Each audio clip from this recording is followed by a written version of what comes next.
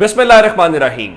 लाखों करोड़ों दुरूदो सलाम मोहम्मद मुस्तफ़ा सल्लल्लाहु अलैहि वसल्लम और आले मोहम्मद पर। मैं हूं उमर दराज गोंदन। मैं आपको एक खबर दे चुका हूं कल की, और वो ये जो साहब बैठ के बाहर इस वक्त वर्ल्ड टूर कर रहे हैं, वो इस वक्त सऊदी अरब के अंदर खबरें आती हैं जी उन्होंने उम्रा अदा कर लिया है। वो उम्रा अदा करते हुए पाकिस्तान के मस्तोंग के, हंगू के, योब के जिन लोगों की जान जा रही है उनके लिए कम से कम दुआ कर दें। वो साहब जिनका ताल्लुक बलूचिस्तान से है, जाहिर है कि वो सबसे ज्यादा एडवोकेट भी बनते हैं, अनवारुल हक काकड़। अब वो साहब जो है उनके जाने से मुतल्लिक वो खबर जो मैंने आपको दी थी कि जो बलूचिस्तान अवामी पार्टी बाप पार्टी है वो मुस्लिम लीग नून में जम होने जा रही है, मुलाकात हुई है, उसमें अनवारुल हक काकड़ भी मौजूद थे।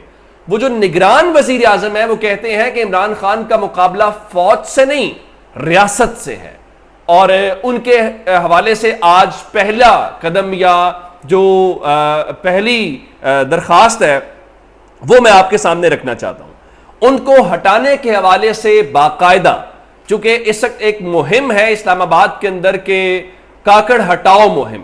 पाकिस्तान की तारीख में काकड़ हटाओ माजी के अंदर जाने को छोड़ के फिलहाल की बात करें तो चूंकि इस वक्त चंद रोज पहले इलेक्शन कमीशन ऑफ पाकिस्तान ने खुद एक खत लिखा था, और ये खत किसको लिखा गया था? ये वजीर आजम के प्रिंसिपल सेक्रेटरी को और सेक्रेटरी एस्टैब्लिशमेंट को, जिसमें कहा गया था कि जिन ब्यूरोक्रेट्स की सियासी वाबस्तगी है उनकी अपॉइंटमेंट्स ना की जाए, और जिन लोगों की सियासी वाबस्तगी है उनको काबीना में ना लगाया जाए।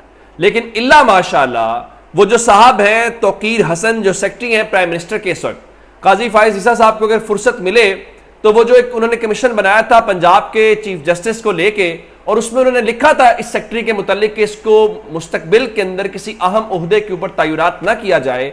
उनको खबर हो कि तौकीर शाह को इस वक्त जो है वो प्रिंसिपल का सेक्रेटरी लगाया गया है, कोई एक उनको लेके, और फिर अहद चीमा और मुस्लिम लीग नून का ताल्लुक किसी से कोई ढका छुपा नहीं है।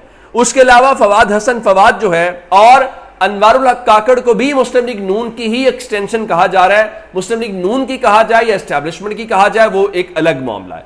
अब उसको लेके कहा गया है कि इनको इनके ओहदों से हटाया जाए, और ये सुप्रीम कोर्ट के वकील हैं अजीजुद्दीन, जिन्होंने इलेक्शन कमीशन ऑफ पाकिस्तान से बाकायदा रुजू कर लिया है। अब अगला सवाल यह है कि क्या इलेक्शन कमीशन इतना आजाद है, और जो निगरान वजीर आजम को हटाने के लिए chief election commissioner Sikandar Sultan Raja इतने बाइख्तियार हैं, और मुस्लिम लीग नून को नाराज करने की इतनी सख्त रखते हैं कि इनको हटा पाएंगे? ये एक बड़ा अहम मामला है। अब इस हवाले से क्या कहा गया इस दरखास्त के अंदर? उन्होंने कहा कि इलेक्शन कमीशन ने 13 सितंबर के खत के जरिए वजीर आजम को सियासी वाबस्तगियों वाले अफराद को निगरान हुकूमत में शामिल न करने का कहा।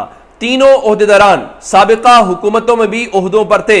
सियासी जमातों और अवाम इन तकर्रियों की वजह से तनाव का शिकार हैं। तासुर पैदा हो रहा है कि इन तकर्रियों की वजह से फ्री एंड फेयर इंतखाबात नहीं हो सकेंगे, और तीनों अफराद निगरान हुकूमत में मरकजी ओहदों पर हैं। इनके ओहदों पर बरकरार रहने से इंतखाबात में धांधली का खतरा है।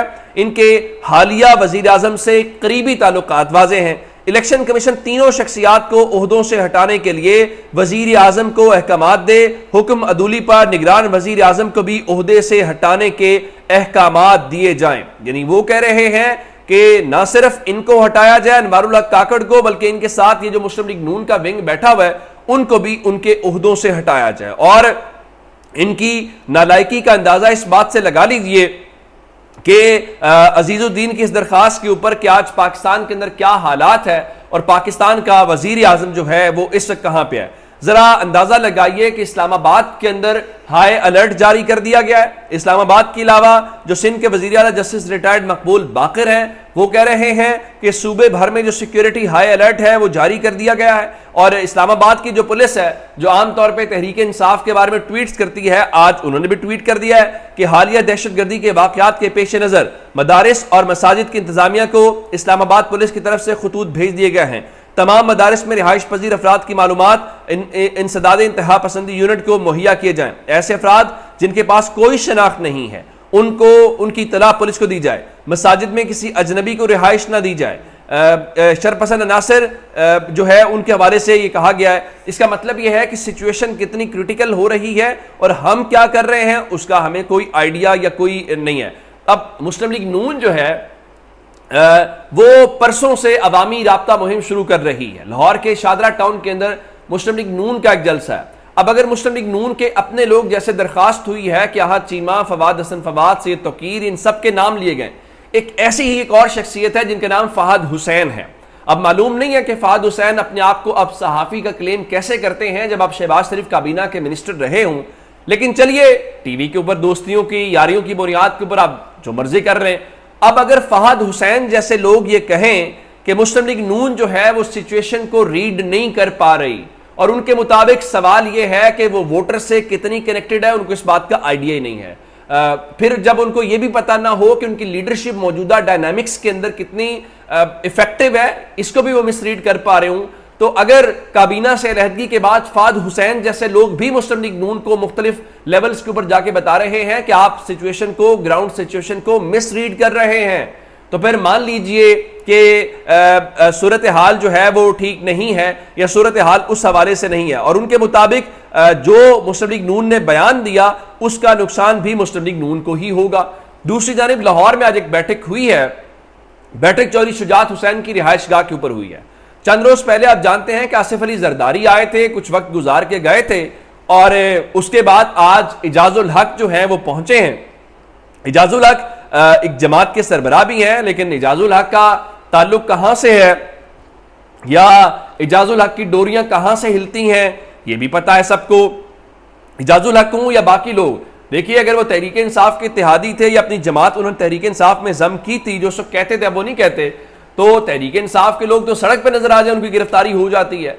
इवन आज हमने वो साहिवाल वाला, चीचा वतनी वाला देखा है कि वहां पे मिलाद के को लेके वहां बैनर्स लगे हुए थे। बैनर्स के ऊपर सिर्फ, जैसे बहुत सारे आप किसी भी जगह के ऊपर सियासी शख्सियात की तस्वीरें होती हैं, इमरान खान की तस्वीर लगाने की बुनियाद के ऊपर, सिर्फ इमरान खान की तस्वीर लगाने के ऊपर आपने मिलाद के जो बैनर्स हैं वो भी उतार दिए, और अब वो जब जमीन पे गिरे हैं तो क्या उनकी बेहुरबती हुई है जो उसके ऊपर लिखा हुआ है।